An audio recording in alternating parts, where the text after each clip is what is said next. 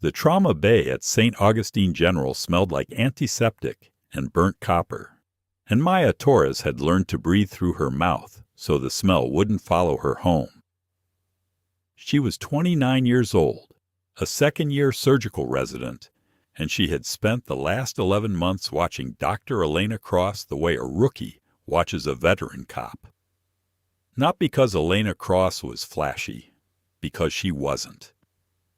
Elena worked the night shift as a trauma nurse, not a surgeon, though something about the way she moved through a code always struck Maya as wrong for the job title stitched onto her scrubs. Too fast, too certain, too quiet. Dr. Nathaniel Ford, the attending trauma surgeon and the closest thing the unit had to a king, disagreed. "She's a nurse," he told Maya once during a lull between admissions. "A good one, but don't let her confidence fool you into thinking she belongs in my operating room." Ford was 53, silver at the temples, decorated with framed degrees that lined his office wall like a shrine to himself. He had trained at places with names that opened doors, and he never let anyone forget it. Elena Cross, in his eyes, was competent help, nothing more. "She flinched during the Hendricks amputation," Ford said once, loud enough for the nurses stationed to hear. 6 years in this unit, and she still flinches. Maya had been standing 3 feet from Elena when he said it. Elena hadn't flinched at all. She had simply looked away from the bone saw at the exact moment Ford wanted an audience, and he had mistaken her disinterest for weakness. Maya never corrected him. It wasn't her place. And besides, Elena never seemed to need defending. She just kept working. 12-hour shifts, sometimes 16, always steady. Always the one nurse the ICU staff requested by name when a patient's numbers started sliding sideways. There was something underneath her stillness that Maya couldn't name, a kind of pressure held behind a closed door, and some nights Maya caught her staring at nothing, hands perfectly steady, eyes somewhere else entirely. She never asked. You didn't ask people like that questions. You just waited to see what the silence was hiding. The night everything changed started like any other Tuesday, with a trauma call over the radio that made the whole bay go still. Incoming, multiple gunshot wounds, one patient, special operations personnel, ETA 4 minutes. Ford straightened his coat like it mattered. "Military," he said, almost pleased. "Let's see what they're made of." Maya had seen combat injuries before, secondhand, in textbooks and case studies, but nothing prepared her for the doors slamming open and the gurney rolling in with a man who looked like he had been built out of scar tissue and muscle, now painted red from throat to hip. Male, approximately 35. Gunshot wound left flank, exit wound absent, BP crashing, tachycardic at 140, the paramedic barked. Found him half a mile from a home invasion call. No ID on scene, dog tags only. Ford took one look and started calling orders. 2 large-bore IVs, type and cross-match, get me a chest film, somebody page anesthesia. The man on the table had a face carved from granite, jaw locked tight against pain that would have made most patients scream. And even unconscious, he looked like he was calculating an exit strategy. Maya glanced at the monitor. Blood pressure 82/40, falling. "He's tamponading," she said before she could stop herself. "Muffled heart sounds, distended neck veins. This isn't just a bleed." Ford didn't look up. "I've got this, Torres." "Dr. Ford, the pericardial window." "I didn't ask for your input, Torres." She swallowed the rest of the sentence. Then Elena Cross walked in. She didn't announce herself. She simply took her place at the head of the bed, checked the airway, and glanced at the monitor with an expression Maya had never seen on her before. Recognition, not of the injury, of the man. "Dr. Ford," Elena said, voice flat and even. You need to needle the pericardium now. He's crashing into tamponade. You have 90 seconds before his heart stops. Ford's head snapped toward her. Excuse me? Cardiac tamponade, Elena said again, not raising her voice, not blinking. JVD, muffled heart tones, pulsus paradoxus on the strip. Classic Beck's triad. You're running out of time. I am aware of what tamponade looks like, Ford snapped. I don't need a nurse reading me a textbook. Then act like you know it, Elena said. The room went silent enough to hear the monitor's alarm ticking upward. Ford's jaw tightened. Get her out of my trauma bay. Nobody moved, because at that exact moment the wounded man's eyes opened. They were pale gray, ringed with exhaustion, and they moved across the ceiling lights in slow confusion, before locking impossibly on Elena's face. His lips moved. No sound came out at first. Then cracked and hoarse, barely more than breath. Doc? Elena froze for half a second. Only half a second. I'm here, she said. Stay with me. The man's hand shot up and gripped her wrist with a strength that shouldn't have existed in a body that pale. Doc Cross, he said clearer now, disbelief cracking through the pain. You're supposed to be dead. The entire trauma team stopped breathing. Ford stared at Elena like he was seeing her for the first time. What did he just call you? Elena didn't answer him. She looked down at the patient, at the sweat-soaked forehead and the desperate grip on her wrist, and something in her posture changed. Some old muscle memory rising up through 6 years of careful invisibility. Petty Officer Danvers, she said quietly, I need you to let go of my wrist so I can save your life again. His eyes widened. Again, he repeated, and something like a broken laugh escaped him. Of course it's you. The monitor screamed a warning. Blood pressure, 68/30. Dr. Ford, Elena said, turning back to him, and her voice had changed entirely, stripped of deference, stripped of the careful softness she'd worn like a uniform for 6 years. You have 30 seconds before this man arrests. I am telling you exactly what is wrong with him and exactly how to fix it. You can trust me, or you can watch him die while you decide whether your pride matters more than his heartbeat. Ford stood frozen, a scalpel forgotten in his hand. Maya watched his face cycle through disbelief, anger, and finally something that looked almost like fear. Do it, Ford said. Whatever you're seeing, do it. Elena moved. She didn't ask for a subxiphoid approach kit. She didn't wait for anesthesia. She grabbed a spinal needle from the crash cart, angled it beneath the man's ribcage with a precision that made Maya's stomach drop, and threaded it toward the pericardial sac, like she had done it 1,000 times in places with no clean lighting and no backup arriving in under an hour. 45-degree angle, aiming for the left shoulder, she said, narrating for a room that had gone completely silent. You're looking for a flash of blood or serosanguinous fluid. There. Dark fluid filled the syringe. The monitor's alarm cut off mid-scream. Blood pressure climbed. 90. 98. 104. Danvers gasped like he'd surfaced from underwater, color flooding back into cheeks that had been gray seconds before. There, Elena said softly, almost to herself. There you are. The room exhaled as one organism. Ford stared at the syringe in her hand like it was a magic trick he couldn't explain. That's not a nursing procedure, he said, quiet now, none of the earlier arrogance left in his voice. No, Elena agreed. It isn't. Who taught you that? Fallujah taught me that, she said. And Kandahar reinforced it. Ford's mouth opened and closed. Danvers, still gripping consciousness by a thread, managed a weak smile aimed at Elena. Tell them, Doc. Tell them who you are. Elena's eyes flicked to Maya, just for a second, and Maya saw something there she recognized from her own worst nights. Exhaustion carrying a secret too heavy to keep holding alone. Not now, Elena said to Danvers.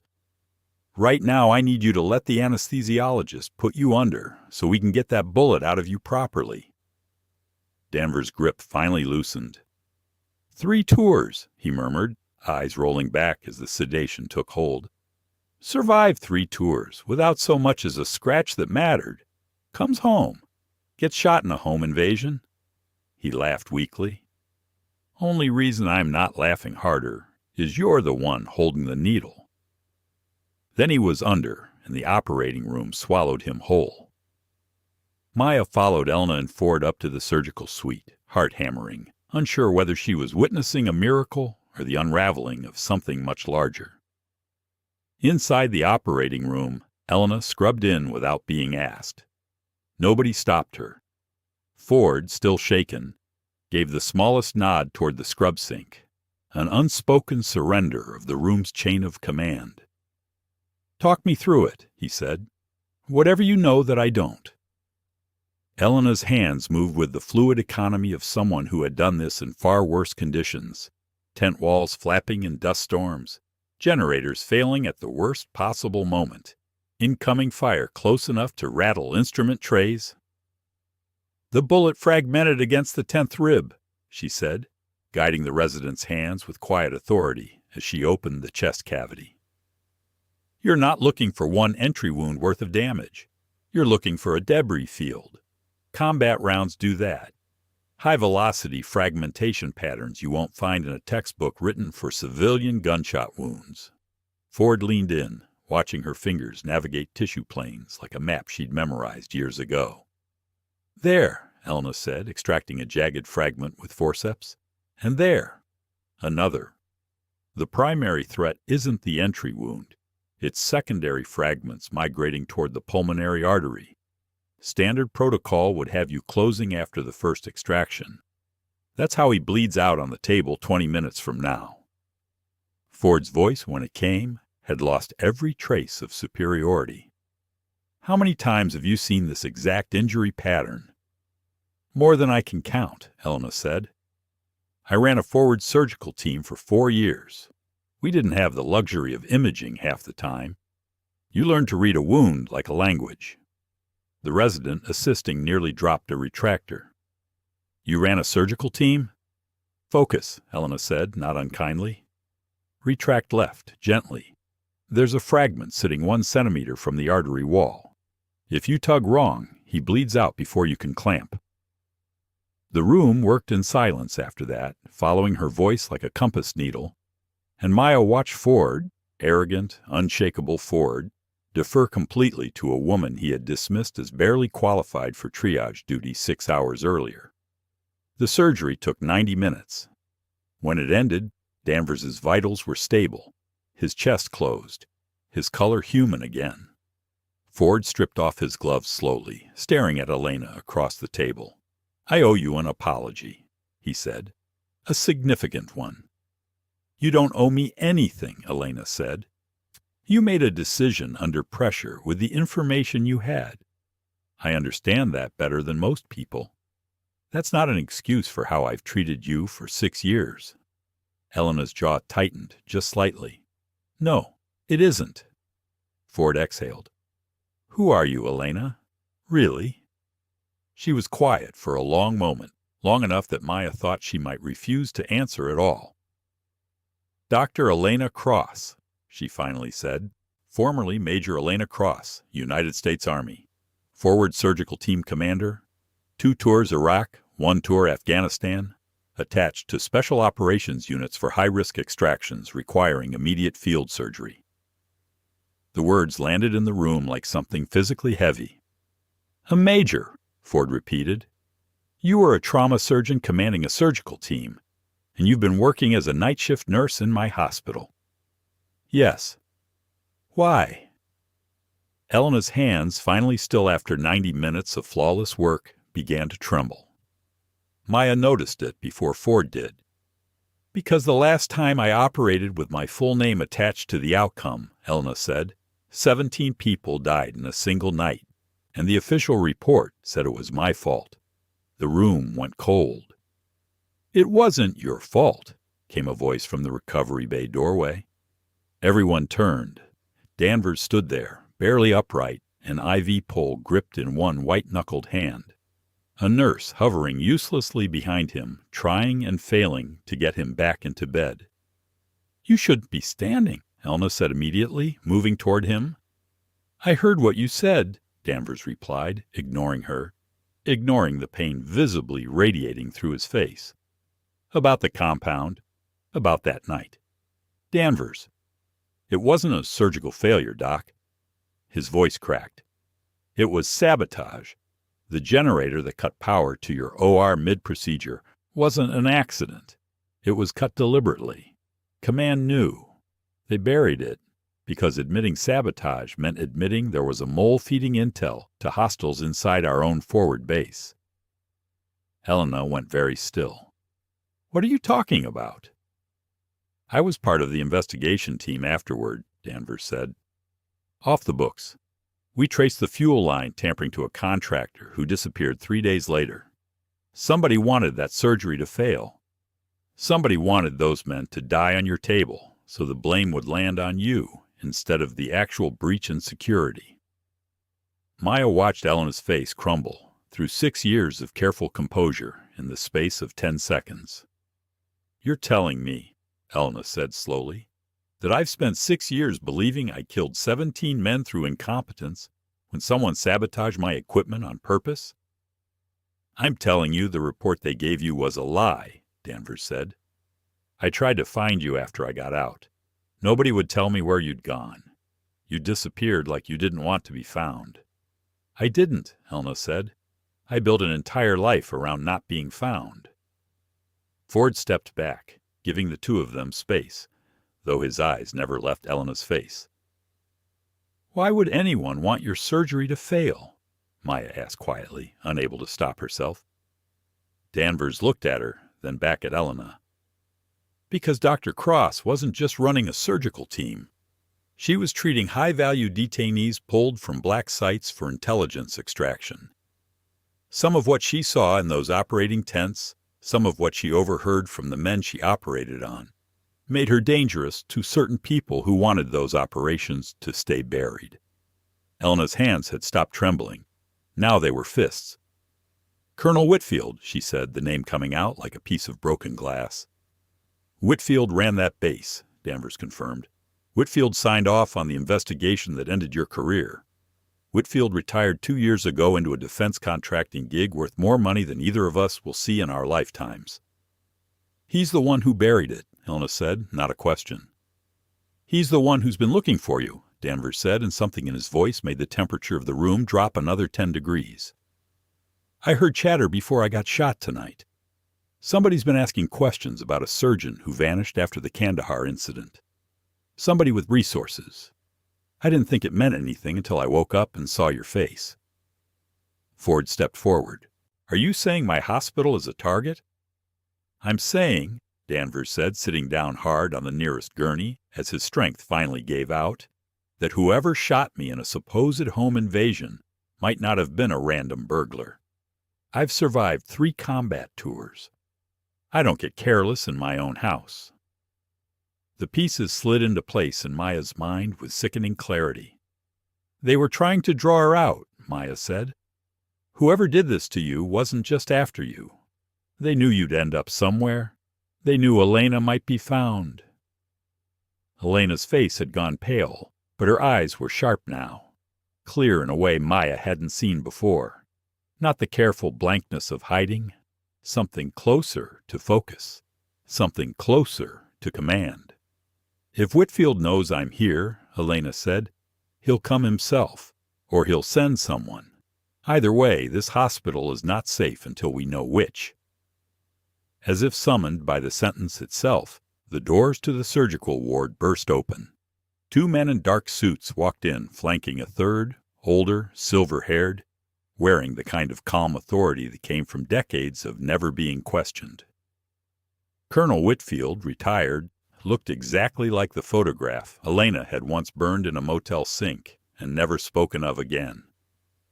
"Major Cross," he said, voice smooth as oil. "It's been a long time." The security guard trailing behind them looked thoroughly confused about his own role in the situation. Ford stepped forward instinctively. "This is a restricted surgical ward. You can't just—" "Dr. Ford," Whitfield said pleasantly without looking at him, "I'd suggest you focus on your patient and let the adults handle a national security matter." "Everyone in this building is my patient," Ford said, and Maya felt a small burst of pride at the steel that had entered his voice. 6 hours ago, he'd dismissed Elena outright. Now he was standing between her and armed men without hesitation. Whitfield's smile didn't reach his eyes. "Elena, we need to talk. Privately." "There's nothing private between us anymore," Elena said. "Danvers already told them what happened at Kandahar." Something flickered across Whitfield's face, quickly smoothed away. "That was an unfortunate tragedy," he said. "One I've carried for years." "You buried a sabotage investigation and let me believe I killed 17 men, Elena said, her voice absolutely level. The kind of level that Maya now understood came from years of speaking calmly while the world burned around her. "You destroyed my career, my name, my ability to practice medicine under my own identity. And now you've come here because Danvers is asking questions you don't want answered." "I came here," Whitfield said, "to offer you a way back. There are programs, Elena, classified ones, places where your skills wouldn't go to waste on gunshot victims in a city hospital. Come work for me. Everything gets erased. Your name is restored. The investigation is quietly closed." "In exchange for what?" "In exchange for your silence about a contractor incident 8 years old that doesn't matter to anyone still breathing." "It matters to the families of 17 men," Elena said. "The families have their closure," Whitfield said. "They buried their sons believing it was a surgical complication. Reopening that wound serves no one. It serves the truth." Whitfield's expression hardened. "The truth is a luxury, Major. I'm offering you a life." "I already have a life," Elena said. "It's smaller than the one you took from me, but it's mine, and I built it without lying to anyone in it." Whitfield's eyes moved slowly around the room, cataloging witnesses. Ford, Maya, the recovery nurse still hovering near Danvers' bed, Danvers himself, pale but sitting upright, watching with the sharp attentiveness of a man who had survived by noticing everything. "You have quite an audience for this conversation," Whitfield said. "Good," Elena said, "because I'm done having conversations about my career in rooms where no one else can hear the truth. Tell us in the comments where you're watching from tonight, because what happens next might make you rethink everything you thought you knew about the people who quietly save lives around you." Whitfield's jaw tightened. "You're making a mistake." "I made my mistake 6 years ago," Elena said. "I let you convince me I deserved to disappear. I'm not making that mistake twice." One of the suited men shifted, hand drifting toward his jacket, and for a moment the entire hallway held its breath. Danvers moved first, faster than a man with a chest tube should have been able to move, positioning himself between Elena and the men despite Elena's protest. "Touch her," Danvers said, voice low and utterly without doubt, "and you'll be explaining to a room full of doctors why a wounded special operations veteran broke your arm in a hospital hallway." Ford, to everyone's genuine surprise, stepped up on Elena's other side, "and I'll be documenting every second of it for the hospital's legal team, along with a full account of intimidation of medical staff." Maya found herself stepping forward, too, without entirely deciding to. Whitfield studied the small wall of bodies that had formed around Elena Cross in under 30 seconds, and something in his calculation visibly shifted. "This isn't over," he said. "It is for tonight," Elena said. "And if you or anyone connected to you comes near this hospital again, I will personally make sure every journalist, every congressional oversight committee, and every surviving family member of those 17 men hears the full story, sabotage included. Whitfield held her gaze for a long moment. Then he turned, his suited shadows falling in step behind him, and walked back out through the doors he'd come in. Nobody moved until the elevator doors chimed shut somewhere down the hall. "That man is going to come back," Ford said quietly. "Probably," Elna agreed. "But not tonight. Men like Whitfield don't like witnesses, and he just collected 4 of them." Danvers sagged back onto the gurney, the adrenaline finally draining out of him. "I've faced down insurgents with less fear in my chest than I just felt standing next to you, Doc." "You shouldn't have gotten up," Elna said, checking his chest tube with hands that had finally completely stopped shaking. "You could have torn your sutures." "Some things are worth tearing a stitch for," Danvers said, managing a tired smile. "Besides, you just sew me back up again. You're good at that." Elena's mouth curved, just slightly, the first real smile Maya had seen on her face in 11 months. The following days moved fast. Word of what happened in that operating room and in the hallway after spread through the hospital like wildfire, though the details of Whitfield's visit stayed carefully contained to the people who'd witnessed it directly. Ford requested a formal meeting with hospital administration. Maya sat in on it, mostly to watch, still trying to understand the woman who had spent 6 years hiding an entire career behind quiet competence. "I want to propose something," Ford told the board. "A specialized trauma unit focused on combat pattern injuries and complex battlefield medicine, staffed and led by Dr. Elena Cross." The hospital director frowned. "Dr. Cross is listed as nursing staff." "Dr. Cross," Ford said, "is a former Army trauma surgeon with more field experience than the rest of this surgical department combined. Her credentials will check out. I'd stake my own license on it." It took 2 weeks for the paperwork, the credential verification, the careful untangling of a discharge record that had been quietly altered years earlier to keep her buried. Danvers, discharged but staying local for follow-up care, made a few calls of his own, the kind that only special operations veterans seemed to know how to make. And pieces of Whitfield's old contracting empire began to unravel faster than anyone at the hospital could have engineered alone. It wasn't total justice. Men like Whitfield rarely faced total justice. But an internal Pentagon inquiry opened quietly into the Kandahar sabotage, and Elena's name was formally cleared from any wrongdoing in a document that arrived by certified mail on a Tuesday morning, 6 years and 4 months after the day that had broken her. Maya was there when Elena read it. She didn't cry. She just sat very still for a long moment, staring at the words that finally matched what she had always known to be true. And then she folded the letter carefully and placed it in her coat pocket like something too fragile to hold in the open air for long. "How does it feel?" Maya asked. Elna considered the question seriously, the way she considered everything. "Lighter," she said finally. "Not fixed, just lighter."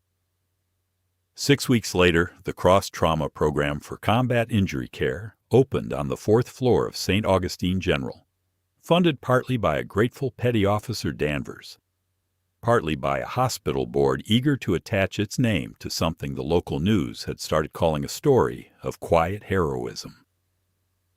Elna stood at the head of a new team on opening day, no longer hiding behind nursing scrubs, wearing a white coat with her real name stitched over the pocket, for the first time in 6 years. Dr. Elna Cross, Director of Combat Trauma Medicine. Maya stood beside her, officially transferred to the new program, still learning, still watching the way Elena moved through impossible situations, with a calm that no textbook could teach. "You ready for this?" Ford asked, appearing at Elena's other side. No trace left of the man who had once told her to get out of his trauma bay. "I've been ready for 6 years, Elena said. "I just needed somewhere safe to be ready in." The first patient of the new program was an Army veteran with old shrapnel wounds that civilian doctors had misdiagnosed twice before.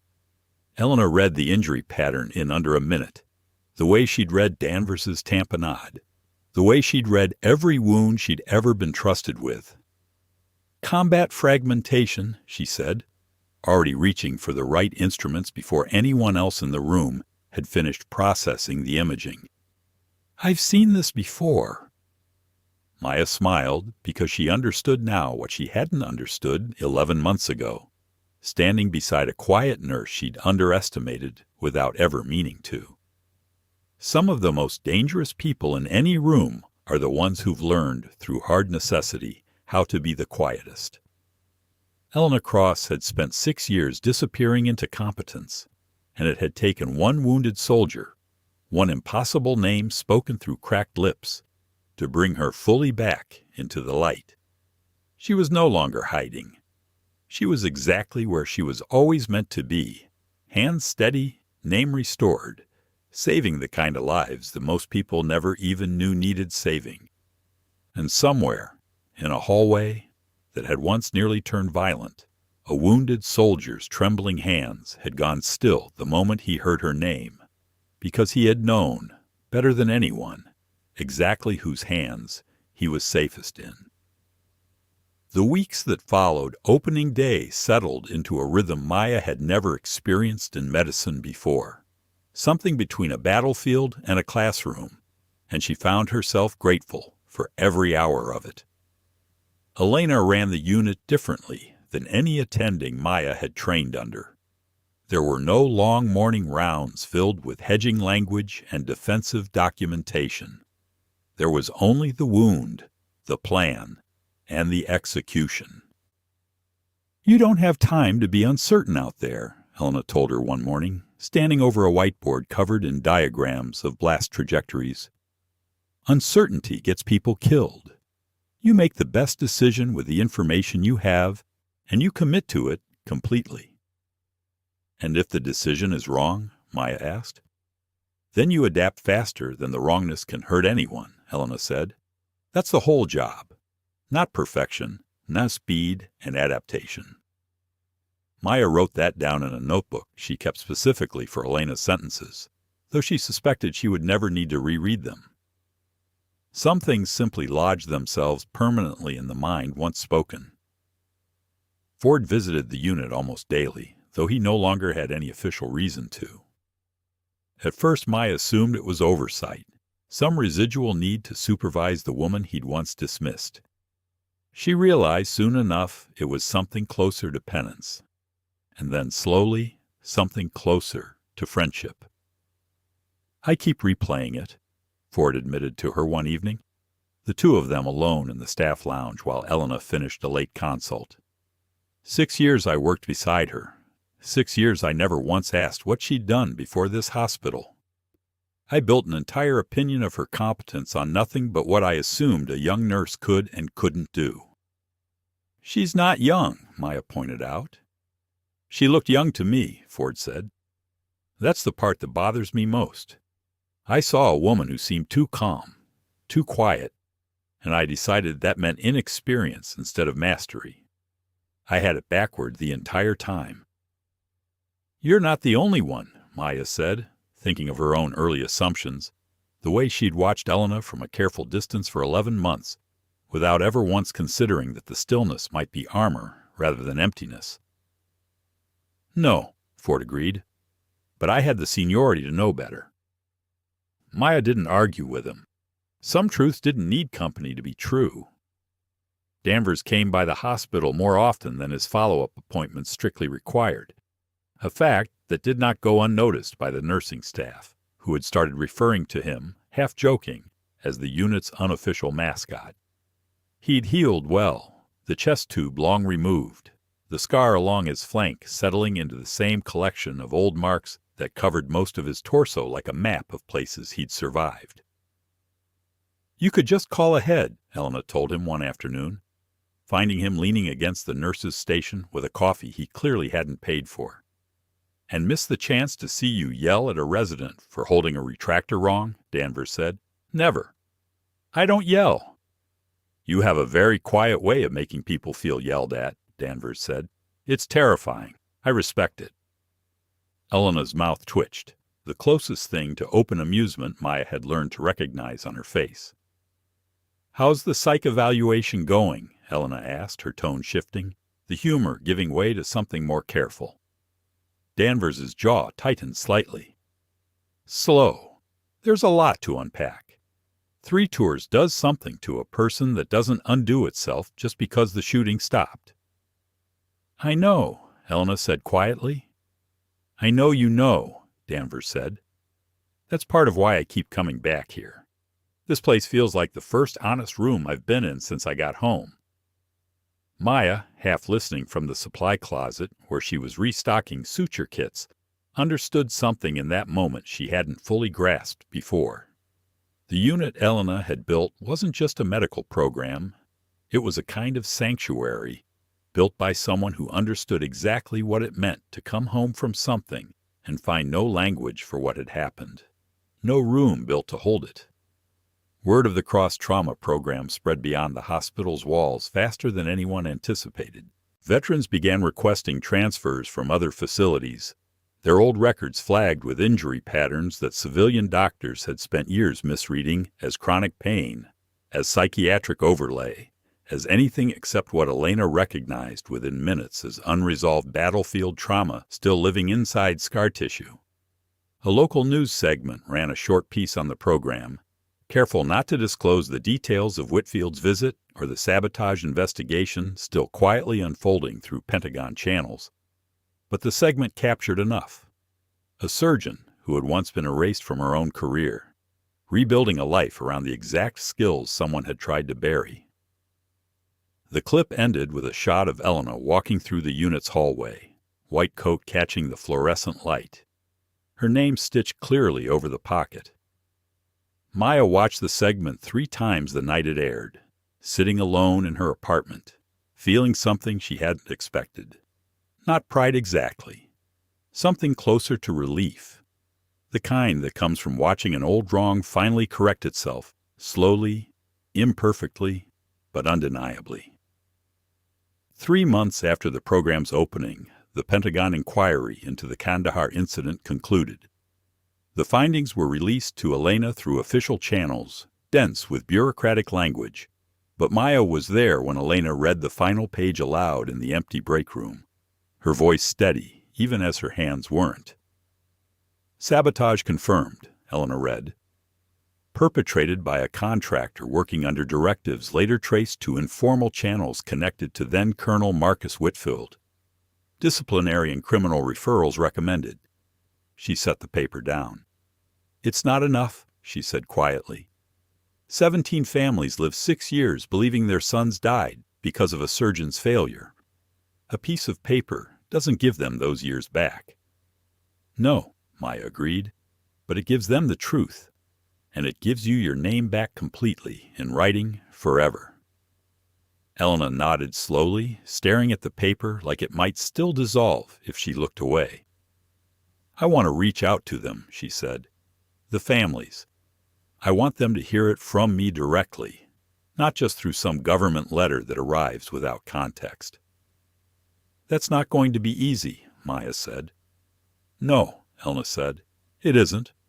But I've spent 6 years avoiding hard things because I thought I didn't deserve to face them. I'm done doing that." Over the following month, Elena wrote 17 letters, one for each name on a memorial plaque she'd kept folded in a drawer for years, unable to look at it and unable to throw it away. She didn't ask Maya to help her write them, but she did ask her to sit nearby while she worked through each one, some nights until well past midnight, the break room lit by a single lamp while the rest of the unit slept in the hush of a quiet ward. "This one," Elena said one night, holding up a photograph clipped to a service file, "was 19, youngest guy in the unit. Used to talk about a girlfriend back home who wrote him letters every week."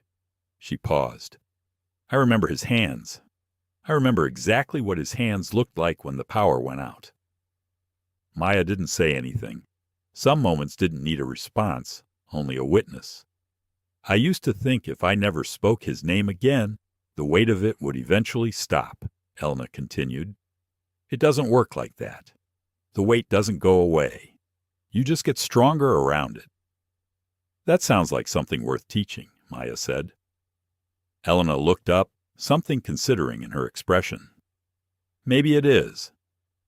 It became, slowly and without either of them fully planning it, the unofficial curriculum of the unit. Not just wound care and combat injury recognition, but the harder lessons underneath: how to carry loss without letting it calcify into self-erasure, how to keep working with hands that shook sometimes, how to let the people around you see the truth of what you'd survived, instead of building a life entirely out of hiding it. 6 months into the program's operation, the hospital board approved funding for a second location, a satellite unit closer to the regional veterans hospital, allowing Elena's team to treat patients who otherwise faced months-long waits for specialized combat trauma care. Ford took over administrative leadership of the expansion, a role he approached with the same intensity he'd once reserved for defending his own reputation, except now the intensity was aimed entirely outward, toward building something that would outlast either of their careers. "You've changed," Elena told him one afternoon, watching him argue passionately with hospital finance officers over budget allocations for a new imaging suite. "You changed me," Ford said simply. "Watching you work reminded me why I went into medicine in the first place. Somewhere along the way, I forgot the wound in front of me mattered more than the ego behind the scalpel. That's dangerously close to something I might put on a wall plaque," Elena said. "Do it," Ford said. "God knows this place could use fewer platitudes about excellence and more truth about humility." Danvers, still local, still healing in the slower ways that didn't show up on any chart, eventually took a part-time role with the unit himself, working as a peer liaison for incoming veteran patients, someone who understood the particular loneliness of surviving something no civilian conversation could fully hold. "Never thought I'd end up working in a hospital," he told Maya one afternoon, watching a group of new patients file in for their first orientation session. "Figured I'd either still be deployed or figure out some quiet life doing absolutely nothing that mattered." "This matters," Maya said. "Yeah," Danvers agreed, watching Elena move through the group with the same calm authority Maya had first witnessed the night his heart nearly stopped on a trauma bay table. "It really does."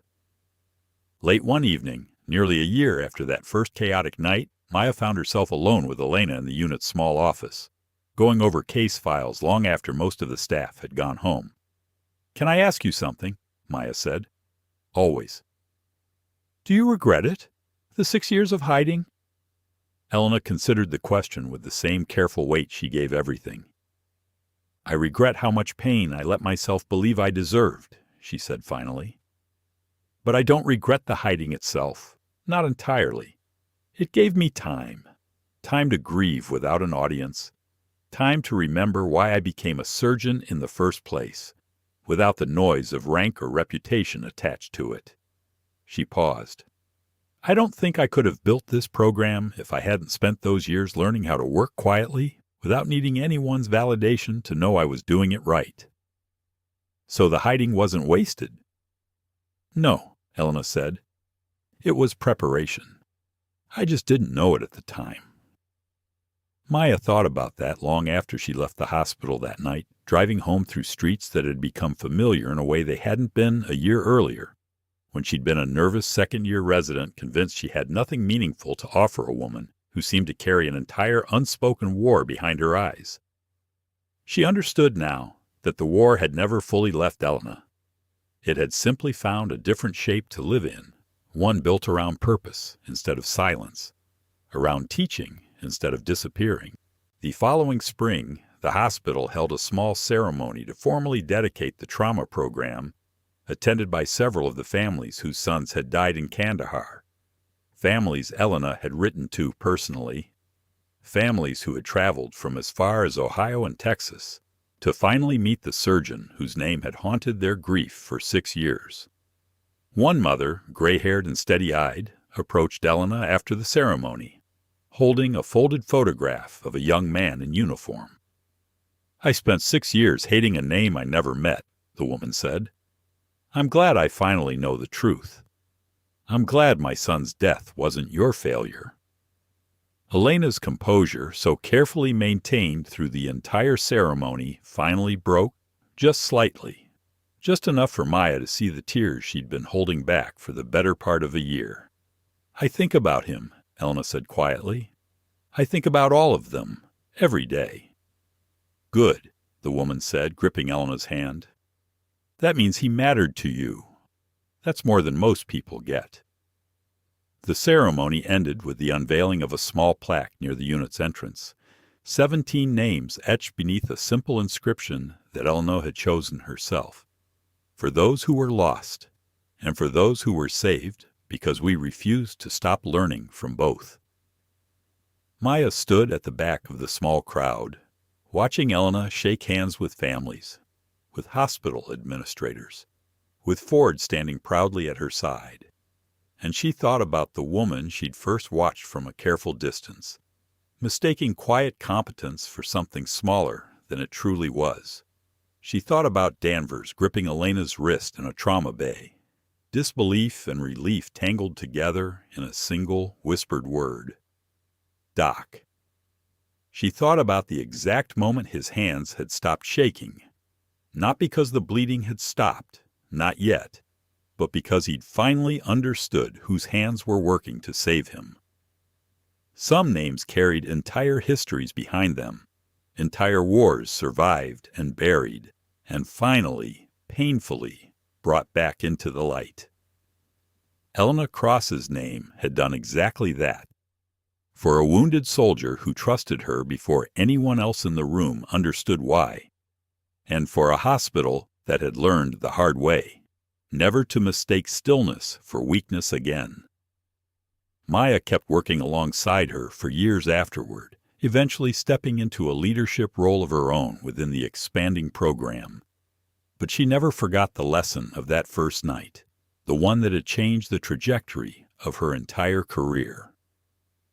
The most important skills in medicine were rarely the loudest ones in the room. Sometimes they were sitting quietly at a nurse's station, waiting patiently for the moment the world finally needed them to speak.